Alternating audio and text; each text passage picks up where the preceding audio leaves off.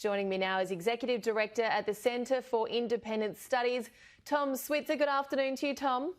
Yeah, great to be with you. So this is an interesting one. The lower chamber of Congress has brought charges or articles of impeachment against Donald Trump. Talk us through what happens next.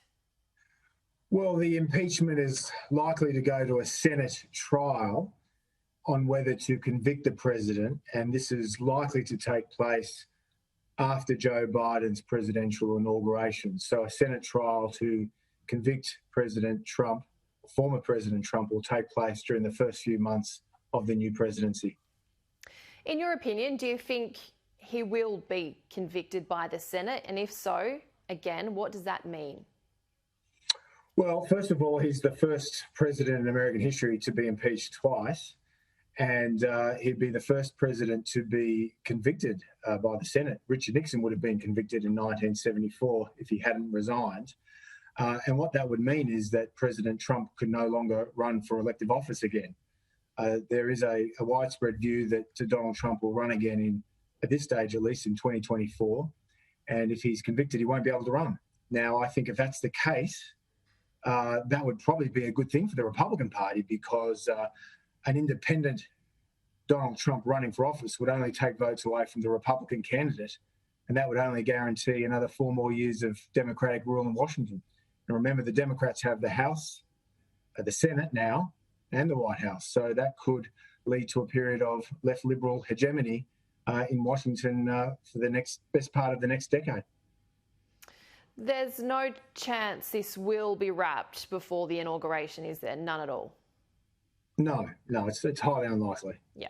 Now, and in fairness, the president needs to present a case to defend himself, and that takes time. You don't rush these things through any deliberative body. How is he likely to argue his case? Well, I think that he'll make the case. But by the way, some of his lawyers will make the case that this is not.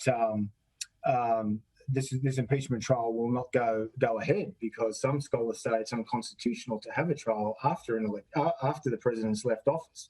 But leaving that aside, should there be a Senate trial, the best legal case in defence of President Trump is that his remarks on the day of the riot outside the Capitol and inside the Capitol building, however upsetting, are fully protected by the First Amendment. That is free speech. Speaking of, Trump released a video shortly after the impeachment vote saying that he condemned last week's violence. He's also slammed social media companies who have denied him access from their platforms. He didn't mention the impeachment at all, though. Now, is this some type of tactic? Well, you've got to remember, Trump, like many of those Republicans and conservatives who oppose impeachment, I think he's trying to blur the lines between the charge of incitement to violence, which is the articles of impeachment.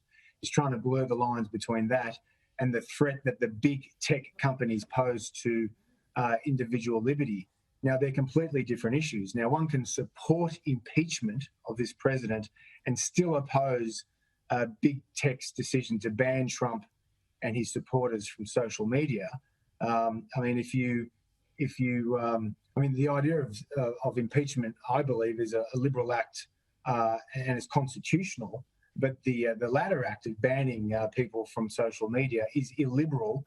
And in this case, I think it will just lead to more populist anger. And so in that regard, what the big tech companies are doing is counterproductive. But they're two separate issues, Julia. And I know this is a very broad question and everybody's asking it, but where does Joe Biden begin to fix this division?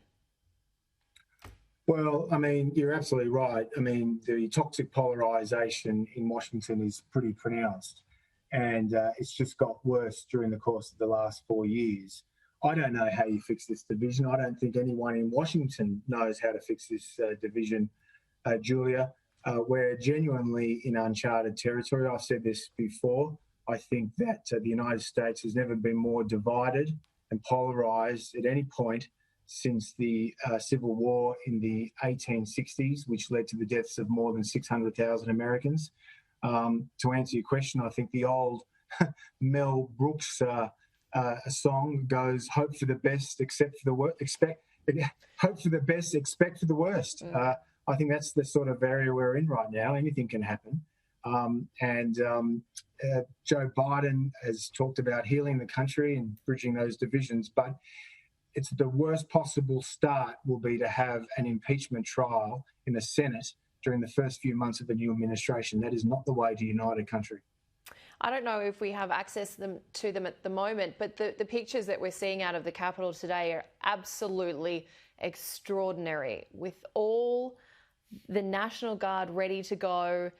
Some of these officers have said, they've never been inside and they're walking around taking photos of what it's like inside. I mean, what's your take on these scenes? Well, I've said this before on Sky News and elsewhere, but Robert Gates, who was the Defence Secretary to both Presidents Bush and Obama, so he served with distinction in both Republican and Democratic administrations, he warned in 2013 that the greatest national security threat that the United States faces is not from China or Russia or Iran or Sunni jihadists like Islamic State militia. He said the greatest national security threat to the United States was, quote, the 2 square miles that encompasses the Capitol building and the White House along Pennsylvania Avenue. In other words, all of that polarization and politicking, that is the greatest national security threat to the United States. And as I say, Gates made those remarks in 2013, well before Donald Trump arrived on the scene. And clearly that polarization that he cited has just become more entrenched. And that's led to where we are now. Do you have any concerns for the days ahead as we head towards the inauguration? Oh, sure. Absolutely. No, I think what we saw last Wednesday was a very disturbing development. And you've got to remember, it's not just the hardcore Trump activists that want to cause mayhem. It's also the far left Antifa. But it's the left and the Democrats who are in power. So the real losers now are the Trump activists, and they're probably more likely to be agitated. But let's remember that although what happened last week was clearly the responsibility of the Trump activists, we saw last year that a lot of the left activists are just as committed to creating mayhem across various cities in the United States. It's a very delicate situation. Tom Switzer from the Centre for Independent Studies, thank you very much for your time this afternoon and your insight. We appreciate it. Thank you, Julia.